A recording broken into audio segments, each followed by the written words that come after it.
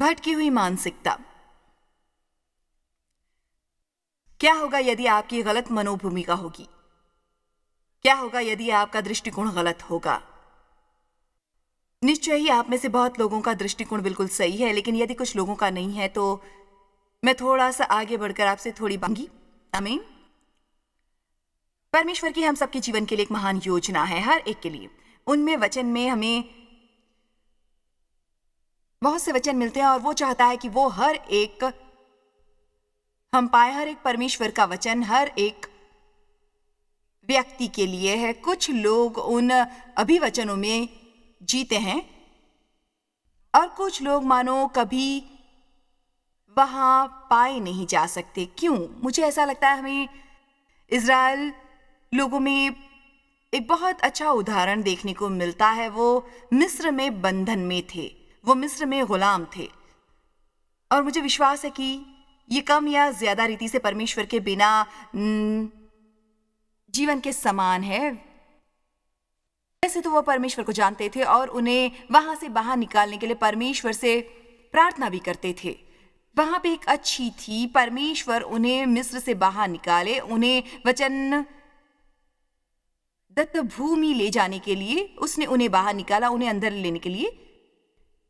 परंतु उन्हें सफर करना पड़ा उस जगह से जिसे कहते हैं निर्जल स्थल, और वो दिन का सफर था। बाइबल बताती है कि वो 11 दिन की यात्रा मिस्र से वचन दत्त भूमि की सीमा तक, लेकिन उसके लिए उन्हें 40 साल लगे इस 11 दिन की यात्रा के लिए। अब हम सब की परमेश्वर के साथ यात्रा है। आप में से कितने महसूस करते हैं कि आपकी परमेश्वर के साथ पूरी यात्रा है? हम उसे परमेश्वर के साथ चलता कहते हैं। हर साल अब मेरे जीवन में इससे बढ़ोतरी होती है। मैं सोचती हूँ अधिकतर मेरे जीवन की यात्रा के बारे में और परमेश्वर के साथ मेरी यात्रा के बारे में, और मैं अनुमान लगाती हूँ कि मैं आप अपने आप से पूछे कि आप अपनी यात्रा में कहाँ हो। क्या आप वचन दत्त भूमि रहे हो या आप अभी भी निर्जल स्थल में भटक रहे हो? और यदि ऐसा है तो आप जो कर रहे हैं उसमें आपको बहुत ही सतर्कता बरतनी होगी। जो इज़राइल के लोगों ने किया, जो वो हमेशा कुड़कुड़ाते दोष लगाते थे, ये उनके शत्रु के ऊपर की प्रगति की कमी के बारे में अब मैं ये दोबारा कहना चाहूंगी। वो हमेशा दोष देते थे कि उनके शत्रु के ऊपर की प्रगति की कमी के बारे में ये शैतान की गलती है। ये इसलिए क्योंकि मेरी परवरिश ऐसी हुई थी, क्योंकि बाकी लोगों को जो परमेश्वर मिले वैसे मुझे नहीं मिले। आप बिल्कुल समझ नहीं सकते क्योंकि और ये हमेशा किसी और की जिम्मेदारी होती है हमारी होने की बजाय। और बहुत साल पहले परमेश्वर मुझे प्रकट किया, मेरा मतलब संभवतः 20 साल पहले परमेश्वर ने मुझे प्रकट किया। वो उनके शत्रु नहीं थे, जैसे कहानियां हित्तियों, हिब्बियों, परिज्जियों, गिगर्शियों, एमोरियों और यबूसियों। वो उनका दृष्टिकोण था सीधा और सरल। दृष्टिकोण विचारधारा से आता है और हमारे विचारों से ही हमारे शब्द आते हैं। और यदि आपके वचनों का कोई अभ्यास किया हो तो आशाजनक रीति से आपको थोड़ी कल्पना होगी जीवन के इस बिंदु पर कि कितने अधिक महत्वपूर्ण और सामर्थ्यशाली आपके अपने शब्द हैं। विश्वास से भरे मुंह से परमेश्वर का वचन आना ये शैतान के विरुद्ध में एक भयानक सामर्थ्यशाली हथियार है। ये केवल एक ही मार्ग है जिससे आप सचमुच उसका पराभव कर सकते हैं, वचन सीख के द्वारा, वचन में जीना, वचन बोलना, वचन पर विश्वास करने के द्वारा। लेकिन ये सब कुछ आपकी विचारधारा से आता है, इसलिए आपको आपके विचारों का लेखा जोखा लेने की शुरुआत करनी पड़ेगी बहुत ही जल्दी आपके अपने जीवन में। ये बहुत आसान है, पर आप ऐसा नहीं सोचते। सोचने की शुरुआत करनी है कि आप किसके बारे में सोच रहे हैं। उनका एक बुरा दृष्टिकोण था, एक नकारात्मक दृष्टिकोण। उनके लिए सब कुछ उनके लिए भूतकाल पर आधारित था, और परमेश्वर चाहता था कि उनके पास आशा हो और एक सपना हो और एक दर्शन हो उनके जीवन के लिए। अब दूसरी निर्जल स्थिति, मानसिकता जो हम देखते हैं उनमें एक दरअसल एक तरह का दृष्टिकोण जो ये कहता है, मेरा मतलब है कोई भी प्रत्यक्ष रीति से किसी से पास जाकर ये कहेगा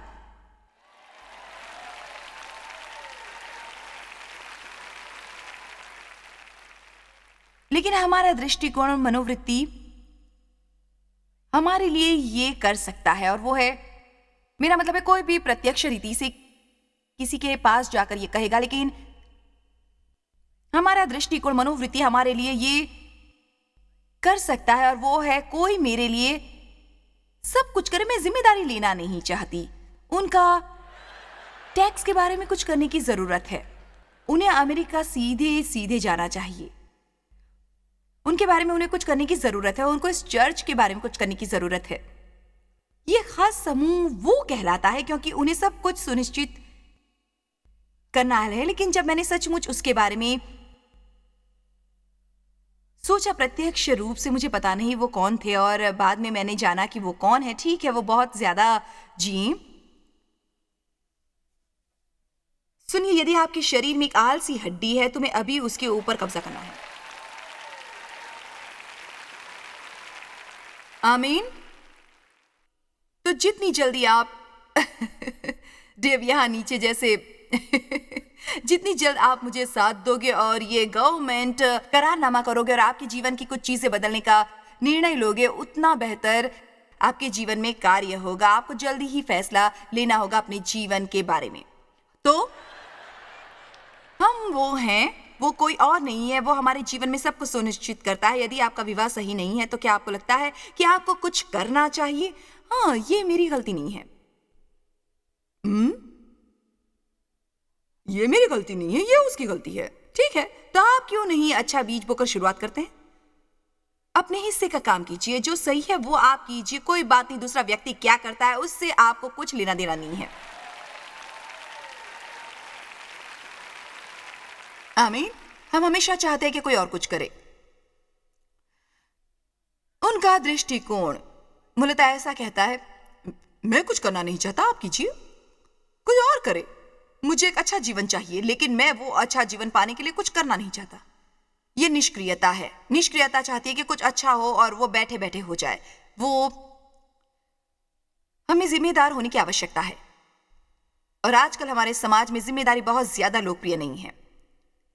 तो आजकल बहुत सारी हमारे समाज में जो समस्याएं, बहुत सारी जो हमारी आजकल नैतिकता की समस्या है, कठोर रीति से पीछे मुड़ के उसके मूल तक जाइए। किसी ने कोई जिम्मेदारी नहीं ली है, और परमेश्वर ने गैर जिम्मेदार होने के लिए नहीं बनाया है आपको। जिम्मेदारी का सरल अर्थ है कि प्रतिक्रिया दें क्षमताओं को जो परमेश्वर आपको देते हैं आपके जीवन में, मुद्दों को संभालने के लिए, या वो चीजें जिसकी आपको परवाह है। आपके पास क्षमता है, परमेश्वर ने आपको क्षमता दी है। जिम्मेदारी मतलब अवसरों को प्रतिसाद देना, अवसर जो आपके सामने रखे गए हैं। मुझे हमेशा अब्राहम का जिक्र करना अच्छा लगता है और कैसे परमेश्वर उसके पास आए। परमेश्वर को एक ऐसा पुरुष मिला जिसके साथ वो वाचा बांध सके, और वाचा के जरिए आशीष दे उसके सब आने वाली पीढ़ी के लोगों को। और परमेश्वर ने उससे कहा, तू अपना देश, अपने पिता के घर को छोड़कर उस देश में चला जा जो मैं तुझे दिखाऊंगा। उसे उठना था और उसके जीवन में जो गड़बड़ी थी उससे बाहर आना था और थोड़ा विकास करना था। लेकिन आपको पता है, अब्राहम पहला व्यक्ति नहीं था। जब उसे अब्राहम कहा जाता था, वो पहला व्यक्ति नहीं था जिसे परमेश्वर ने ये अवसर प्रदान किया था। मुझे आश्चर्य होता है इन दिनों में परमेश्वर को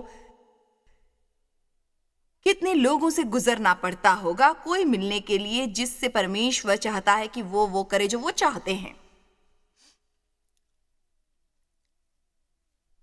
इसलिए मैं हमेशा कहती हूं, तब भी जब मैं कुछ दान प्राप्त करती हूं या मैं देने के विषय में टीवी से लोगों से बातें करती हूं, ये एक अवसर है और मैं विश्वास करती हूं कि वो पूर्ण हृदय से हो। मुझे नहीं लगता कि आप उद्धार पाने के लिए ये करें, आपको पता है, लेकिन ये अवसर है। मैं विश्वास करती हूँ कि लोग जीवन में बहुत सारे अवसर खो देते हैं यदि उन्होंने देने के विषय में कभी सीखा नहीं होता, क्योंकि बाइबल कहती है जो आप बोओगे वही आप काटोगे। और यदि वो करने के लिए परमेश्वर को आप नहीं मिलोगे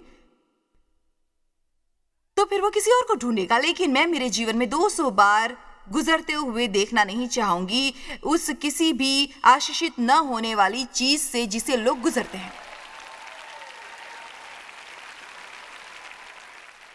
बुलाए गए बहुत है, चुने हुए थोड़े हैं। ये एक महान वचन है। दुनिया में इसका क्या अर्थ है? एक व्यक्ति को कहते हुए मैंने सुना था, बहुत लोग बुलाए गए हैं लेकिन ज्यादातर लोग जिम्मेदारी लेना नहीं चाहते। बुलाहट के लिए, काम के बगैर, परिश्रम और त्याग के सिवाय, और परमेश्वर ने आपके हिस्से का जो काम आपको दिया है वो किए बगैर आपके पास महान चीजें नहीं हो सकती। और इजरायली, वो प्यार से इजरायली, वो बहाने बस बाहर निकलते ही कुड़कुड़ाते और बड़बड़ाते और विलाप करते रहे और हर चीज में मूसा और परमेश्वर थे। और आपको पता है कुछ उनके साथ कुछ भी नहीं था। अब्राहम पहला व्यक्ति नहीं था जिसे इस अवसर का मौका मिला। अब हम उत्पत्ति 19:31 में देखेंगे, तेरा अपने पुत्र अब्राहम और अपने पोते लूत जो हारान का पुत्र था और अपनी बहु सारे जो उसके पुत्र अब्राहम की पत्नी थी, इन सभा को लेकर कसदियों के ओर नगर से निकल कनान देश जाने को चला। पर हारान नामक देश में पहुंचकर थोड़े से पीछे के शब्द देखते हैं, पर ओहो, ये एक बड़ी समस्या है। ठीक है, मुझे पता है मुझे ऐसे कहना नहीं चाहिए, पर ठीक है, मुझे पता है मुझे इस तरह की बातें नहीं कहनी चाहिए। ठीक है, मुझे पता है मुझे इस तरह बर्ताव नहीं करना चाहिए, पर ठीक है, मुझे पता है मुझे ये खाना नहीं चाहिए, पर ठीक है, मुझे पता है मुझे सचमुच ये पैसे खर्च नहीं करने चाहिए, पर ठीक है, मुझे पता है मुझे माफ करना चाहिए। पर मुझे आशा है आप ये एकदम रूखेपन से नहीं लोगे। पर मुझे पता नहीं इस तरह के किसी को ये मदद मिलेगी। यदि आपको पता है कि क्या सही है और वो नहीं करोगे, या यदि मुझे पता है कि क्या सही है और वो नहीं करूंगा, तो ये फिर से मुड़ के पीछे की तरफ जाने जैसा होगा, है ना?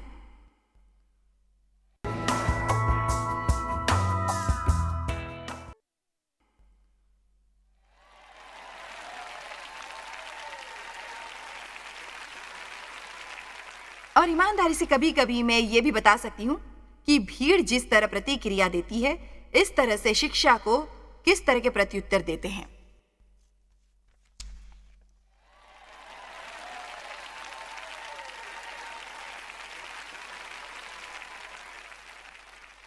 मैं हमेशा लोगों से कहती हूँ, आपको पता है मेरी मिठाई की सेवकाई नहीं है। अगर आप मिठाई के लिए आए हैं तो आपको किसी दूसरे व्यक्ति को जो शहर से आता है पकड़ना चाहिए, क्योंकि मेरे पास ज्यादातर पालक और गाजर और बीट और फलों का रस और मांस मांस मांस मांस मांस मांस पर चलिए फिर से वहीं पे लाते हैं। पर हारान नामक देश में पहुंचकर वहीं रहने लगा। ओहो, मुझे इससे बहुत नफरत है जब किसी को पता है कि परमेश्वर उन्हें किस लिए बुलाते हैं और वो शुरुआत करते हैं, पर वो रास्ते में ही कहीं पे पहुंचकर वहीं पे रहते हैं किसी चीज के लिए जो कम मेहनतपूर्ण है, जो परमेश्वर उनके लिए योजना की है। और मैं चाहती हूं कि आज आप अपने आप से स्वयं से पूछिए, यदि कभी आपके पास कोई दर्शन होगा और कभी आपका कोई सपना होगा और कभी आप में अग्नित और आवेशपूर्ण और पूरी तरह से उत्साहित और आप सुनिश्चित थे, पर आप कहीं पे रह गए, बस गए, मतलब आप इतने खुश नहीं थे। पर अब रोज का दिन गुजारते हो, आपका सचमुच सही, सचमुच हर दिन ईश्वरीय दृष्टिकोण नहीं है, पर आप रविवार के दिन उसे चलिए, आप में वो चीजें दूर मत कीजिए, मत निकालिए, बीच में ही ना रहना है। परमेश्वर आपके लिए जो उत्तम है उसमें कम से कम आपको देखना चाहता है। मैं ऐसे बीच में ही रुकने वालों में से नहीं हूं।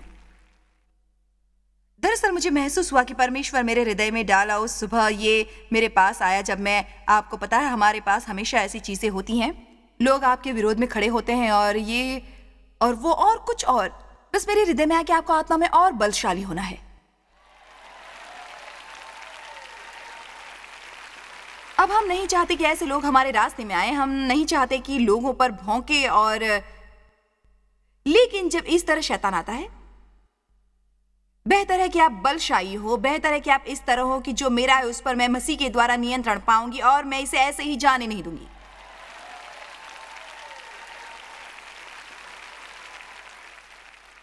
और शैतान जब तुम मेरी तरफ गरजते हो, मैं भी गरजूंगी। वो रहने लगा। ओह, ये कितना दुखद है। वो रहने लगा। ठीक है, फिर कुछ सालों बाद जब वहां कुछ समय रहने लगे तो फिर से परमेश्वर कोशिश की और उसने तेरह के पुत्र अब्राहम से कहा, बाहर आओ। ठीक है, देखिए, और वहां एक कारण है कि क्यों परमेश्वर ने अब्राहम को उसके परिवार से अलग किया था, क्योंकि आपने उसके साथ रहने वाले लोगों का दृष्टिकोण देखा है। आपको पता है, आप अपने आप को ढेर सारे आलसी, हीन, दुखी लोगों के साथ बांध नहीं सकते।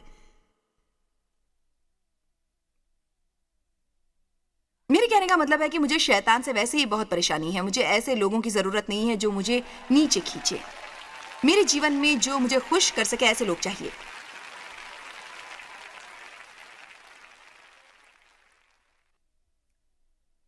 जो आप कर सकते हैं वो कीजिए। जो आप कर रहे हैं वो काफी नहीं है, ऐसा आप सोचते हैं फिर भी,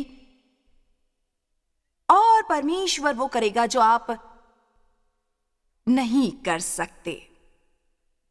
मुझे पता नहीं कि क्यों परमेश्वर हमेशा चाहता है कि हम शामिल हो, लेकिन वो कुछ ऐसी चीजें हैं जो परमेश्वर के साथ हमारी भागीदारी है। मैं आज सुबह इसके बारे में सोच रही थी कि मूसा लाल समुद्र की तरफ आया और उसके साथ वहां सब इजरायली थे और मिस्र की सेना उसका पीछा कर रही थी। परमेश्वर लाल समुद्र को दो भागों में अलग करने की तैयारी में था, लेकिन उसने मूसा से कहा, अपनी लाठी उठा। अब हम सब जानते हैं कि परमेश्वर लाल समुद्र को अलग कर सकता था लाठी उठाकर, जो पूरी चीजों की उसके बगैर, और सचमुच ये करने के लिए इसकी कोई जरूरत नहीं थी सिवाय एक प्रतीक के रूप में और विश्वास की क्रिया। अब मैं कल्पना कर सकती हूं, मूसा शायद वास्तव में ये थोड़ी सी मूर्खता महसूस करता होगा,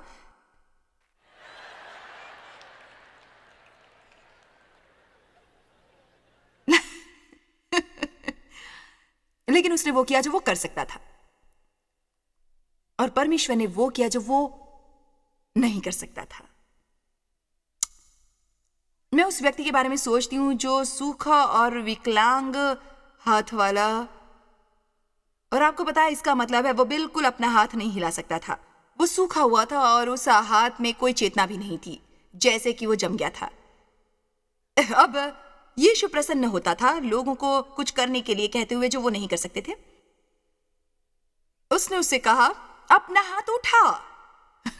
उफ, माफ कीजिए, हेलो। इसलिए मैं यहां हूं क्योंकि मैं मेरा हाथ नहीं उठा सकता, और मुझे आशा है आपको पता है जो मैं कह रही हूं, लेकिन उस व्यक्ति में कुछ तो था जो विश्वास में प्रतीत हुआ, और फिर भी वो जानता नहीं था कि वो कर सकता था जो मसीह उसे करने के लिए कह रहे थे। मेरा विश्वास है कि कुछ तो उसके अंदर इकट्ठा हुआ और उसने आखिर वो किया, और जिस क्षण उसने वो किया वो कर सकता था, वुफ, यीशु ने वो हिस्सा किया जो वो नहीं कर सकता था।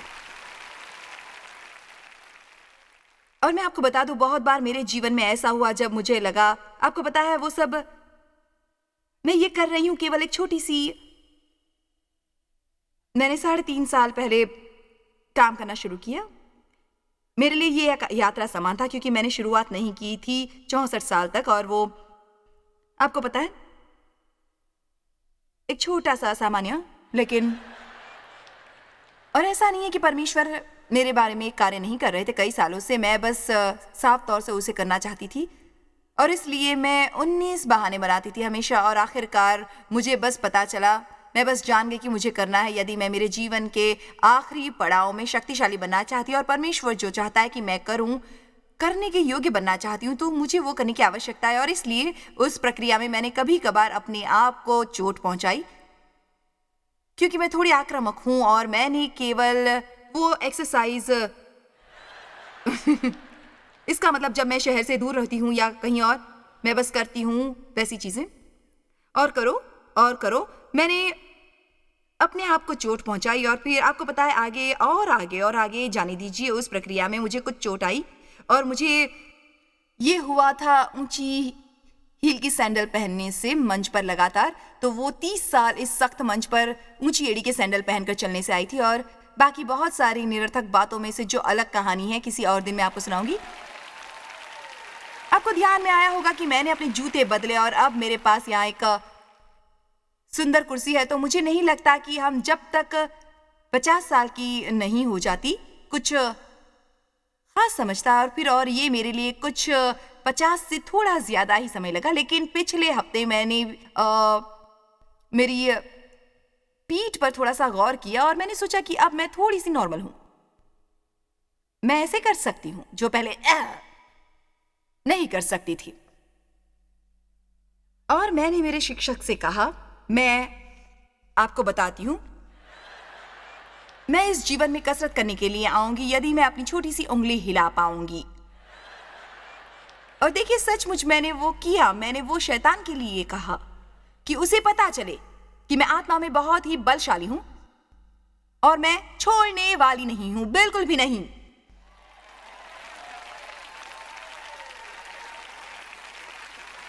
आमीन। अब आपको पता है, वहां पे एक अंधा मनुष्य था। अंधा मतलब वो कुछ भी नहीं देख सकता था, और वो चंगाई के लिए चिल्लाया और यीशु ने उसे कहा कि ठीक है। आपको पता है, पहले यीशु ने भूमि पर थूका और उस थूक से मिट्टी सानी चमत्कारी अब भी, और वो मिट्टी उस अंधे की आंखों पर लगाई। सचमुच सचमुच महान। और कहा, जा शीलो के कुंड में धो के आ। माफ करना यीशु, मैं देख नहीं सकता, मैं कुंड नहीं देख सकता। मैं वहां तक जाने की कोशिश करूंगा तो गिर जाऊंगा। देखिए, इस तरह की कोई चीज जो यीशु लोगों को करने के लिए कहे, आपको पता नहीं क्या यीशु, लेकिन मैं नहीं। आपको पता है, वो व्यक्ति कुछ ऐसा, मुझे पता नहीं, फिर शायद कुछ अलौकिक उसके अंदर हुआ और उसे कुछ प्राप्त हुआ। आपको पता है, जहां पे कुंड था वहां का मार्गदर्शन, वो वापस आया तो देख सकता था। आमीन।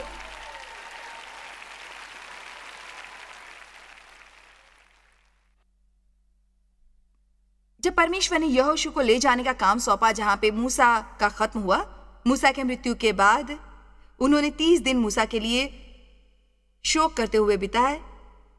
जो तब व्यवस्था थी, उन्हें 30 दिन शोक के लिए दिए गए जो उन्होंने खोया, और फिर परमेश्वर चाहता था कि वो आगे जाए। मुझे पता है ये थोड़ा सा कठोर लगा, लेकिन मुझे लगता है ये एक तत्व है जो हमें खाने नहीं चाहिए। वो ये कि विलाप समय होता है, लेकिन समय होता है जब आपको आगे जाना है। आप अपना सारा जीवन किसी चीज के लिए दुखी होकर नहीं बिता सकते। आप और कुछ नहीं कर सकते। आपको समय चाहिए भावना की चंगाई के लिए और सब चीजें करने के लिए, लेकिन खोना एक तरह से यात्रा का एक हिस्सा लगता है। आपको पता है, आपकी नौकरी चली जाती है, आपका दोस्त छूट जाता है। आपको पता है, मेरा मतलब है, कुछ चीजें होती हैं जो आप खो देते हैं। आपकी चीजें खो जाती हैं, जो कुछ भी, आप अपनी प्रतिष्ठा खोते हैं। बहुत सारी चीजें होती है जो आप खोते हैं। ठीक है, उन्होंने उनका नेता खोया, उन्होंने मूसा को खोया, और वो सब मूसा पर निर्भर थे। और इसलिए परमेश्वर यहोशू को काम सौंप रहा है, और पहली चीज उसने उससे कही थी, उठ। और हम देखते हैं बहुत बार ये शब्द बाइबल में आया, और इस शब्द का सरल अर्थ है कि उठो और चलने लगो। उठ और इस सारी प्रजा समेत यरदन पार होकर उस देश को जा जिसमें उसको, अर्थात इजराइलियों को देता हूं। परमेश्वर उसे नई जिम्मेदारी सौंप रहा था। यहोशू को एक नया विशेष अधिकार मिल रहा था, उसको वचन दत्त भूमि ले जाने का, लेकिन उसे और भी कई जिम्मेदारियां निभानी थी। कृपया जुड़ जाइए, बिंदु जोड़िए, और सिर्फ यहाँ के लोग नहीं, परंतु लेकिन जो लोग टीवी देख रहे हैं, जो कुछ आपको चाहिए, हर एक बढ़ती और आप जीवन में चाहते हैं, आपके जीवन के हर एक मोड़ पर जो बेहतर हो, ये आप चाहते हैं। आप सिर्फ बैठे बैठे केवल इच्छा करके प्राप्त नहीं कर सकते। आपको प्रार्थना करनी चाहिए, मुझे ये करना है, मुझे इसका सामर्थ्य हासिल कर। यदि आप चाहते हैं कि मैं कुछ करूं, और यदि ऐसा है तो मुझे वो करने के लिए अनुग्रह दीजिए, और इन सब में मैं आप पे भरोसा रखती हूं। कुछ करने के लिए सिर्फ चाहती नहीं, तो आपको अपने हिस्से का काम करना चाहिए। आपको अपने हिस्से का काम करना ही चाहिए। किसी को भी भटकी हुई मानसिकता हो सकती है, लेकिन हमें एक भी होनी नहीं चाहिए। हमें करने की आवश्यकता है जो हमें पता है कि हमें करना चाहिए अपने जीवन में, और जानते हुए कि हमें अभिषेक मिला है कठिन चीजों के लिए, और जीवन की हर एक चीज समान नहीं होगी, लेकिन हम वो कर सकते हैं।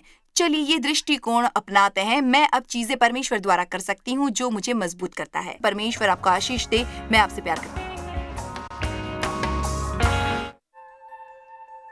जॉय स्माइल मिनिस्ट्रीज में आप हमारे लिए कितने अहम हैं, इसका आपको अंदाजा नहीं। हम आपके आभारी हैं और हम धन्यवाद करते हैं अपने सब मित्रों और सहयोगियों का कि उन्होंने इस विश्वव्यापी सेवकाई को संभव बनाया। मिलकर हम भूखों को खिला रहे हैं, गरीबों को पहना रहे हैं और कई देशों में सुसमाचार पहुंचा रहे हैं। कृपया हमसे संपर्क करें या विजिट करें jmmindia.org पर। आज ही अपनी प्रार्थना के अनुरोध बताने के लिए, हमारे साधनों के बारे में और जानकारी और जॉयस की सभाओं का शेड्यूल जानने के लिए और हमारे सहयोगी बन जाएं दुनिया भर में मसीह का प्रेम बांटने के लिए। ये कार्यक्रम जॉय स्माइल मिनिस्ट्री के मित्रों और पार्टनर्स द्वारा प्रायोजित है।